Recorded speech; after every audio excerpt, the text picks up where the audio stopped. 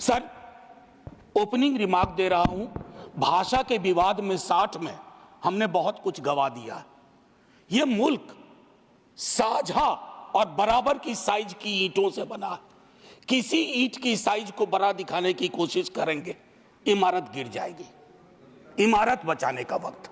मैं सिर्फ इतना कहना चाहता हूं, चाहे संस्कृत हो, तमिल हो, बांग्ला हो, मैथिली हो, भोजपुरी हो, हिंदी हो, भाषाएं सरकार के प्रोत्साहन से नहीं बढ़ती हैं, भाषाएं लोक माध्यम से बढ़ती हैं।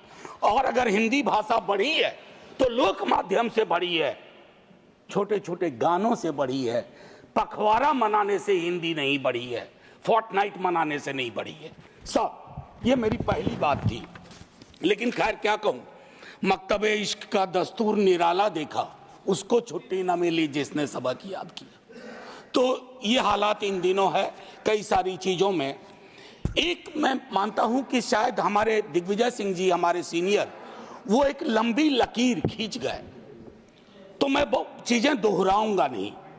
मैं सिर्फ चिंतित हूं, मैं इससे पहले के एजुकेशन पॉलिसी का क्या हश्र था नहीं जानता, लेकिन इस सदन में न्यू एजुकेशन पॉलिसी पे व्यापक चर्चा नहीं हुई है। सदन को इससे महरूम करना क्या ये उचित है? मैं ये सवाल छोड़ता हूं सदन के विवेक पे और सरकार के विवेक पे। सर, इस पूरे दस्तावेज में कई मिसमैच हैं। दस्तावेज की शक्ल और वैचारिक रुझान की, पेडागोजी और टेक्नोलॉजी के मिसमैच की, लैंग्वेज को लेकर के एक बात मैंने कह दी, उसी को थोड़ा खुलासा करता हूं।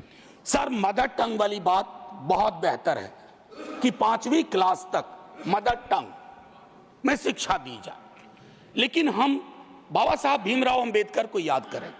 उनके वक्त में जो सच था वो आज भी सच है, क्योंकि सोशल इकोनॉमिक मोबिलिटी के लिए अंग्रेजी एक भाषा है, उसके प्रति दृष्टिकोण भी हमें साफ करना होगा। भाषाएं किसी की बपौती नहीं होती है, भाषा लोक जीवन से उभरती है और भाषाएं लोक जीवन को समृद्ध करती हैं। अब doubling the gross enrolment ratio की बात हुई 2035 तक संभवतः इस दस्तावेज में, तो उसमें मुझको लगता है कि उस हिसाब से अगर इसको अचीव करना है तो प्रति सप्ताह 15 वर्ष तक नए विश्वविद्यालय खोलने होंगे। अब आइए सर, मैं एक महत्वपूर्ण विषय पे आता हूं, और इस विषय पे संभवतः मैं 50 बार बोल चुका हूं। सर, एक चीज होती है एनएफएस, ये एकलव्य ढूंढने का नया तरीका हो गया।